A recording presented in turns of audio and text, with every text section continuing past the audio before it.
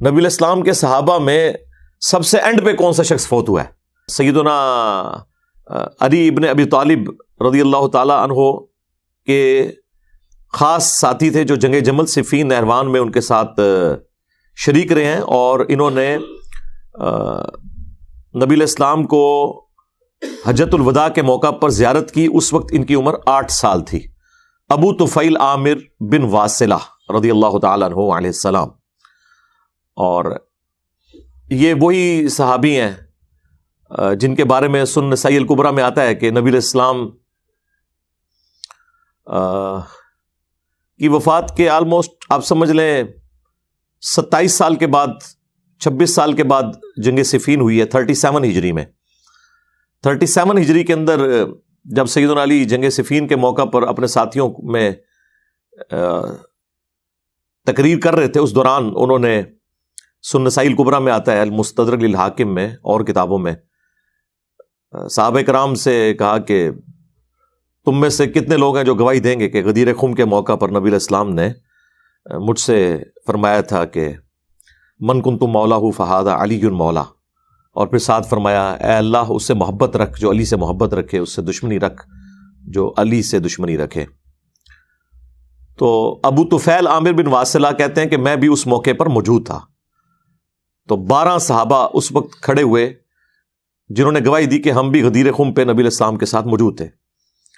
تو ابو طفیل عامر بن واصلہ کہتے ہیں کہ میرے دل میں اس وقت ایک خیال آیا کہ یہ حضرت علی کی محبت کی وجہ سے یہ گواہی دے رہے ہیں کہ کیا واقعی رسول اللہ نے یہ کیا تھا، کیونکہ انہوں نے یہ ایکٹیویٹی ویٹ نہیں کی ہوئی تھی۔ وہ کہتے ہیں میں اس مجلس سے اٹھا اور میں حضرت زید ابن ارقم کے پاس آیا جو شروع کے مسلمانوں میں سے تھے، انصاری صحابہ میں سے۔ ان سے آ کے میں نے جب پوچھا تو انہوں نے فرمایا کہ میں بھی گواہی دیتا ہوں کہ نبی علیہ السلام نے غدیر خم کے موقع پر یہ فرمایا تھا اور میں اس وقت وہاں موجود تھا۔ اور زید ابن ارقم ہی نے تو مسلم کی وہ 4 حدیثیں غدیر خم والی، قرآن اور اہل بیت والی روایت کی ہیں، 6225 سے لے کے 6228 تک۔ تو ابو طفیل عامر بن واصلہ سے مجھے وہ چیز یاد آ گئی کہ ابو طفیل عامر بن واصلہ ہی وہ صحابی تھے جو کہتے ہیں جب حضرت علی یہ جنگ صفین کے موقع پر خطبہ دے رہے تھے تو میں اٹھا اس کی تصدیق کے لیے، تو زید ابن ارقم کے پاس گیا تو انہوں نے پھر تصدیق فرمائی۔ تو یہ 110 ہجری میں فوت ہوئے ہیں، یعنی حضور کی وفات کے آلموسٹ 99 ایئرز کے بعد، یا راؤنڈ آف کر لیں 100 ایئرز، کیونکہ 11 ہجری کے سٹارٹ میں حضور فوت ہوئے ہیں نا، وہ 11 ہجری کا سٹارٹ ہی بنتا ہے۔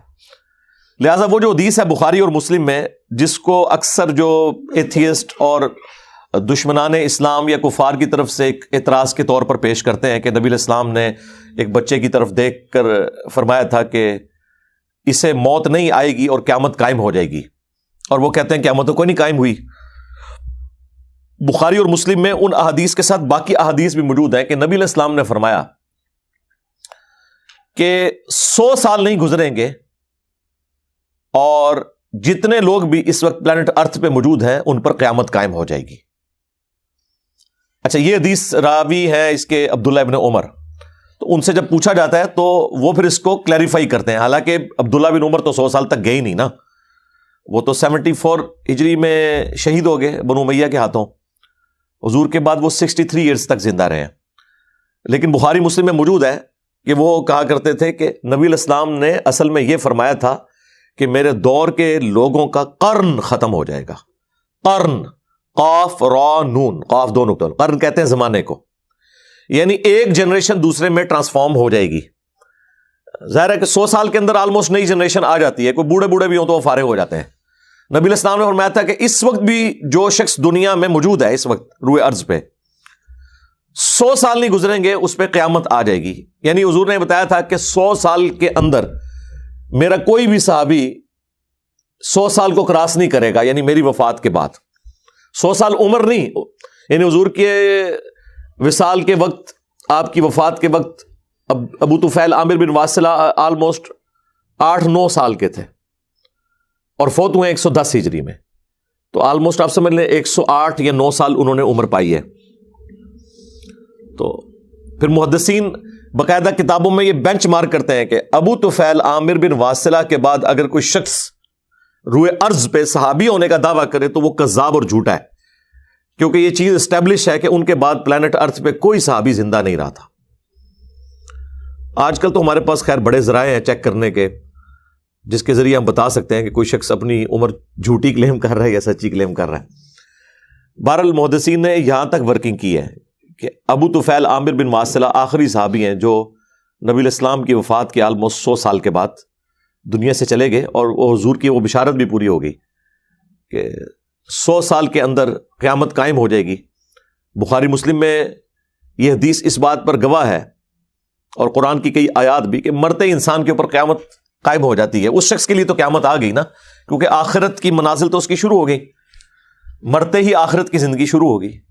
اور جو صحیح بخاری کے اندر جو صحیح بخاری کے اندر حدیث ہے، سیدہ عائشہ سلام اللہ علیہا کہتی ہیں کہ نبی علیہ السلام کی بیماری کے دن چل رہے تھے آخری، میرے بھائی عبد الرحمن بن ابی بکر تشریف لائے اور ان کے ہاتھ میں مسواک تھی۔ نبی علیہ السلام نے مسواک دیکھی تو اشارہ کیا، تو وہ مسواک حضور نے لی، لیکن آپ اپنی بیماری کی وجہ سے اسے چبا نہیں سکے، تو نبی علیہ السلام نے مجھے وہ مسواک دی، اور میں اشارہ آپ کا سمجھ گئی کہ اس کو نرم کیا جائے۔ بیسیکلی حضور کو اب اس وقت مسواک کی ضرورت کوئی نہیں تھی، یہ امت کی ترغیب کے لیے تھا تاکہ امت دانتوں کی صفائی کا خیال رکھے۔ تو سیدہ عائشہ کہتی ہیں کہ وہ میں نے چبا کے نبی علیہ السلام کو دی، اور پھر نبی علیہ السلام نے وہ استعمال فرمائی، اور اس کے آگے الفاظ ہیں، سیدہ عائشہ کہتی ہیں کہ مجھے اللہ نے شرف دیا کہ اللہ تعالیٰ نے میرے تھوک کو اور رسول اللہ کے تھوک کو یعنی لعاب دہن مبارک کو ایک جگہ جمع کر دیا۔ کس طرح جمع کیا؟ پہلے جب حضور نے چبائی، آپ کا تھوک مبارک لگا، نہیں چبائی گئی تو حضرت عائشہ کو دیا، تو نبی علیہ السلام کا تھوک مبارک سیدہ عائشہ کے منہ میں چلا گیا، پھر انہوں نے چبا کے جب دی، پھر وہ سیدہ عائشہ کا تھوک نبی علیہ السلام کے دہن مبارک میں چلا گیا۔ اب ان کے لیے تو یہ بہت بڑی سعادت تھی نا، آج کا بندہ وہ جذباتی افلیشن تو نہیں سمجھ سکتا نا، جن کو سمجھ آیا ان کو آپ پوچھیں، ہم سے پوچھیں تو ہم سمجھ سکتے ہیں کہ کتنی یہ ایکسٹراڈنری کسی شخص کے حق میں خوبی ہو سکتی ہے۔ تھوک مبارک تو بہت بابرکت چیز ہے حضور کی، بخاری مسلم میں کئی احادیث ہیں، آپ نے اگر لعاب دہن کہیں لگا دی ہے تو مریضوں کو شفا ہو گئی ہے۔ بخاری مسلم میں نہیں آیا کہ مولا علی کو اشوب چشم تھا خیبر کے موقع پر، آپ نے تھوک لگائی ہے اور وائرل ڈیزیز ختم ہو گئی ہے، حالانکہ وہ تو اپنا پورا پیریڈ کرتی ہے، جتنا بھی اس کا ایک کچھ دنوں کا 15-20 دن کا پیریڈ ہوتا ہے، لیکن وہ فوراً شفا ہو گئی۔ پھر بخاری مسلم میں کئی احادیث ہیں، کسی کھانے میں آپ نے ڈالا 10 کا کھانا 300 کو کفایت کر گیا، اور کھانا اتنے کا اتنا ہی رہا۔ کسی کنویں میں آپ نے کلی کر کے ڈال دیے تو وہ کنواں خشک تھا، اس میں پانی آ گیا، یہ بھی احادیث بخاری مسلم میں موجود ہے۔ تو نبی علیہ السلام کا یعنی تھوک مبارک تو ایک بڑی سعادت کی بات ہے، اسے کون اس کو سمجھ سکتا ہے جس کو احادیث کا پتہ ہے۔ تو وہ اما عائشہ کے اس میں الفاظ ہیں کہ اللہ تعالیٰ نے میرے تھوک کو اور رسول اللہ کے لعاب دہن کو ایک جگہ جمع کر دیا اس دن جو رسول اللہ کی دنیا کی زندگی کا آخری دن اور آخرت کی زندگی کا پہلا دن تھا۔ تو اما عائشہ نے پھر یہ بتا دیا کہ موت کا جو دن ہوتا ہے نا، وہ آخرت کی زندگی کا پہلا دن ہوتا ہے، یعنی آخرت وہیں سے سٹارٹ، قیامت سٹارٹ۔ وہ تو پھر اللہ نے قسطیں رکھی ہیں نا عذاب کی، سورہ سجدہ میں آیا کہ دنیا کی زندگی میں ہم عذاب دیں گے، شاید ہماری طرف پلٹ آئے۔ سورہ الانعام میں اور باقی جگہوں پہ آیا کہ ہم موت کے وقت فرشتے جب بھیجتے ہیں وہ ان کے منہ اور پیٹھوں کے اوپر ہتھوڑے مارتے ہیں، یعنی عذاب کی دوسری قسط موت کے وقت آ جاتی ہے۔ تیسری قسط عذاب کی آتی ہے عالم برزخ میں، خواہ وہ قبر ہو، خواہ وہ شیر کا پیٹ ہو، خواہ ہواؤں میں راکھ کا بکھر جانا ہو یا سمندر میں غرق ہو جانا ہو، اللہ تعالیٰ نے اس کے لیے قبر وہیں بنا دینی ہے۔ اور فائنل جو چوتھی قسط ہے وہ ولیعوذ باللہ تعالی آخرت کا عذاب ہے۔ اللہم انا نعوذ بک من عذاب جہنم ومن عذاب القبر ومن فتنة المحیا والممات ومن شر فتنة المسیح الدجال آمین۔ تو یہ 4 اقساط ہیں، اسی لیے یہ دعا بڑی پرفیکٹ ہے۔ ربنا آتنا فی الدنیا حسنہ وفی الآخرۃ حسنۃ وقنا عذاب النار۔ یہ جو مولویوں نے ساتھ جوڑ لیا نا، واقعنا عذاب القبری، واقعنا عذاب الحشری، واقعنا عذاب المیزانی، فلانا ٹمکانی، یہ سب کو جو لگایا ہوا ہے نا، یہ بدعت ہے۔ اور اس کے پیچھے ریزن یہ ہے کہ ان جاہلوں کو قرآن و سنت کا پتہ ہی نہیں ہے۔ جب آپ کہتے ہیں نا فی الدنیا حسنہ، تو موت کے دن سے پہلے پہلے جتنی آپ کی زندگی ہے نا اس زمین پہ، اس کے لیے آپ اللہ تعالیٰ کے حضور دعا کر لیتے ہیں. اور جب آپ کہتے ہیں وَفِي الْآخِرَةِ حَسَنَةٌ، تو وَفِي الْآخِرَةِ میں قبر بھی شامل ہے، میزان عمل بھی شامل ہے، پل صراط بھی شامل ہے، آخرت کا دن بھی شامل ہے. کیونکہ عائشہ کہہ رہی ہیں دنیا کی زندگی کا آخری دن اور آخرت کی زندگی کا پہلا دن تھا. تو یہ دعا پرفیکٹ ہے.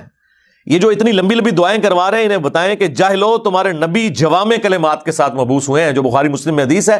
مجھے اللہ نے کمپریہنسو کلمات یعنی جوامع کلمات کے ساتھ مبعوث کیا. میں بات مختصر کرتا ہوں اور مفہوم وہ گہرا ہوتا ہے، سب کو کور کرتا ہے. اور یہ اس کا ثبوت ہے.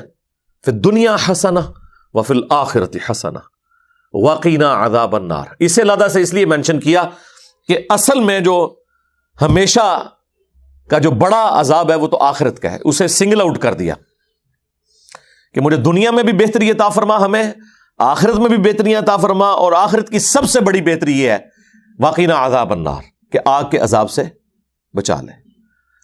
آمین. جس طرح آپ نماز میں پڑھتے ہیں ایاک نعبد و ایاک نستعین، حالانکہ وہ ایاک نستعین جو ہے یہ ایاک نعبد میں شامل ہے، ہم تیری ہی عبادت کرتے ہیں. تو کیا دعا عبادت نہیں ہے؟ اللہ سے مانگنا عبادت نہیں ہے؟ اس سے بڑی تو کوئی عبادت ہی نہیں ہے. قرآن میں ہے ادعونی استجب لکم، اے میرے بندو مجھ سے مانگو میں قبول کروں گا. ان الذین یستکبرون عن عبادتی، جو تکبر کریں گے اس عبادت سے. کس عبادت سے؟ دعا مانگنے سے. میں انہیں ذلیل و خوار کر کے جہنم میں پھینکوں گا. یعنی اللہ تعالیٰ کہتا ہے جو مجھ سے دعا نہیں مانگے گا نا میں اسے ذلیل و خوار کروں گا. ہمارا رب وہ ہے جو دعا مانگنے سے خوش ہوتا ہے، اور دنیا کے حکمرانوں سے مانگا جائے وہ ناراض ہوتے ہیں. ہمارا رب وہ ہے جس سے نہ مانگا جائے تو وہ ناراض ہوتا ہے. تو یہاں پہ عبادت فرمایا. اور حضور علیہ السلام نے یہ سورۃ المؤمن جسے سورہ غافر کہتے ہیں اس کی آیت نمبر 60 یہی ادعونی استجب لکم، یہ آپ نے تلاوت کی اور ساتھ فرمایا. یہ حدیث ابو داؤد میں ہے، ترمذی میں ہے، ابن ماجہ میں ہے. الدعاء هو العبادہ، دعا ہی تو عبادت ہے.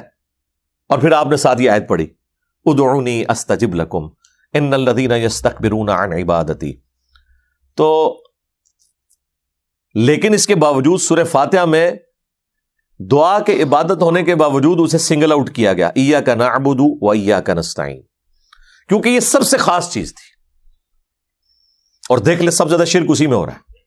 آج کسی مسلمان کو آپ 1 ارب روپیہ بھی دیں اگر وہ مسلمان ہے، اور اسے کہیں کہ کسی انسان کے سامنے سجدہ کرو